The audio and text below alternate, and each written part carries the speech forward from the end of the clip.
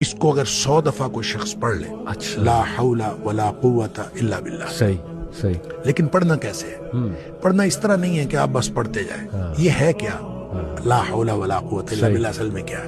हौल का माना भी कुव्वत है और कुव्वत का माना भी कुव्वत है। ला हौला वला कुव्वत, यूं कह लीजिए ना कोई इज्तिमाई ताकत, ना कोई इनफिरादी ताकत, इल्ला बिल्लाह, सिवाय अल्लाह के। या ना गुनाह छोड़ने की ताकत, ना नेकी करने की ताकत, सही। इल्ला बिल्लाह। यानी या तो एक को पॉजिटिव बना ले, एक को नेगेटिव बना ले, या एक को इज्तिमाई या एक को इनफिरादी। सही। अब अल्लाह के सामने इसको अपना मसला समझ के ना, अपना जो भी मसला है वो सोचे, सही। और सोच के अपने अल्लाह के सुपुर्द कर दे। या अल्लाह, मेरी तो कोई ताकत नहीं, ना इनफिरादी ना इज्तिमाई, इल्ला बिल्लाह। हाँ, तू अता फरमाए ताकत तो हो सकती है।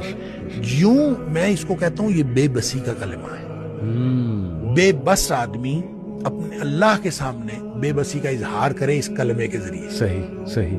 तो फिर ये नबी पाक सल्लल्लाहु अलैहि वसल्लम ने फरमाया, जिस शख्स ने कहा था ना मुझे वसवसे आते हैं, जी। आपने फरमाया ला हौल वला कुव्वता इल्ला बिल्लाह पढ़ा कर, तेरे वसवसे भी खत्म हो जाएंगे और इसके अलावा अल्लाह ताला तेरे 100 मसले हल कर देगा। वाह वाह। आप अंदाजा करें, एक शख्स के 100 मसले होते नहीं है।